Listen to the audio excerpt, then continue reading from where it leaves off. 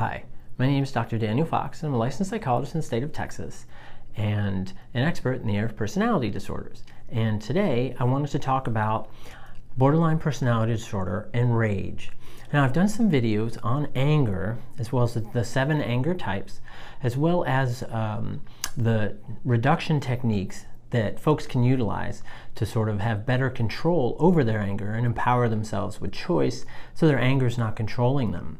But anger tends to be different, and rage is sometimes a component of borderline personality disorder. Not always, but in some cases. So I thought a specific and separate video would be helpful for those that are contending with borderline personality disorder or those that have borderline personality disorder traits.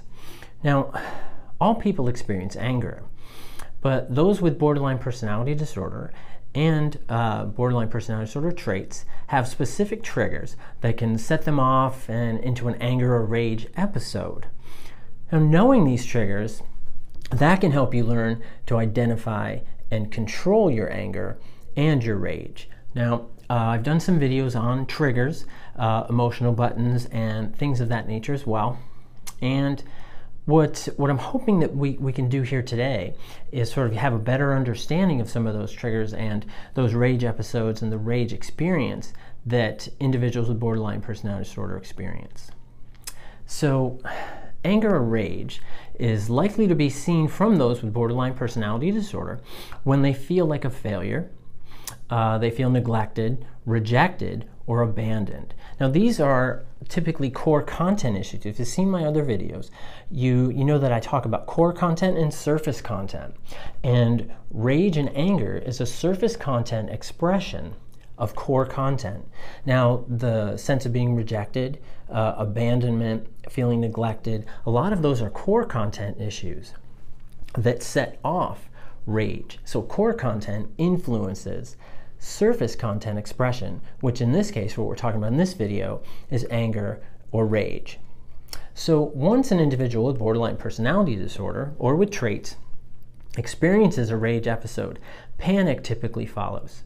And often it's a very reckless sort of execution, and anger behaviors or gestures towards others or themselves can be self-harm, could be violence, could be property destruction. There's a lot of different behaviors that individuals engage in that are sort of these reckless, anger-infused, rage-infused episodes that again are triggered from those senses of abandonment, loss, and neglect.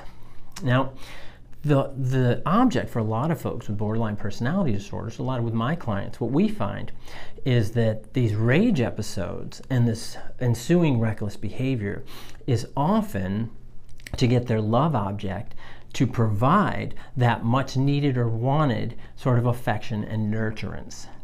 But what tends to happen, though, is that the love object, or the object that you want to bring closer, may become frightened, they may become angry themselves, they could become anxious. There's a whole host of other emotions that can cause further distance out of fear that they need to protect themselves. Now, when this occurs, the individual with borderline personality disorder feels more alone, but continues to engage in the anger and rage episode, trying to get an external force to provide the needed control. Now, this can be inpatient placement that may be needed. This may be they're trying to get some type of external control over their behavior, these external aspects. And what happens is that so the world has to come in one way or another and try to rein in or control their behavior. And what I found, certainly with my clients, and leave any comments if you've experienced this as well, is that it tends to be negative, that those consequences and those interventions tend to be negative because the individual with borderline personality disorder is not empowered with choice. The world has to take over. And when the world takes over, sometimes it's not always in your best interest. In some cases it is. Sometimes people need to go inpatient. Sometimes people need other types of interventions to have greater control over those rage episodes. But the idea is to catch it before it starts. That's what we want to do. Okay? And regretfully, what happens is these rage episodes, they become these self-fulfilling prophecies often seen in individuals with borderline personality disorder or individuals with borderline personality disorder traits. And what we want to do is we want to change those self-fulfilling prophecies so that the individual with borderline personality disorder can make their own choices, so that they are empowered with enough choice to make their decisions that allow them to control the trajectory of their life and where they're going.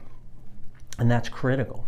Now remember though, and if you've seen my other videos, you know this, that knowledge is power, and understanding your anger and rage and how it fits with your borderline personality disorder can help you identify your triggers, those emotional buttons that I talked about, right, which I've also done a video on. I'll put a clip here, a little link for you there, and the type of anger, and I also did a video on that you can learn about that as well, so that you can learn and use your anger, as well as reduction techniques so you can have greater control over it. And I'll put that link here as well, so you can control that, so you can get control over not only that rage and anger, but borderline personality disorder components that tend to be very reckless and destructive.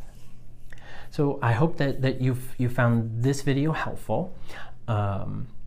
It's always good to learn more about what your triggers are, your anger responses, what that core content is. If those issues of abandonment, what do they mean? Where do they come from? What surface structure is it forcing you or prompting you to express? Learn more about what sets you off, what gets you going, and you'll find that empowers you with more choice. Now, choice can be scary, but choice is a powerful thing too. And like with my clients, what we do is we work together to help them learn how to make good choices, healthy choices, and empower themselves with choice.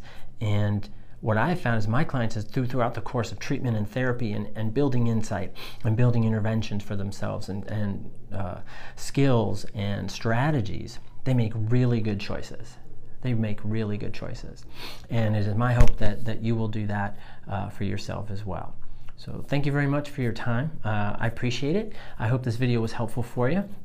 If you liked it, please subscribe. That would be great. And please leave any comments or any suggestions you may have for other videos or things of that nature. Thank you. I try to read those and get to all those as much as I can. And thank you again. And please take care. Thank you. Bye-bye.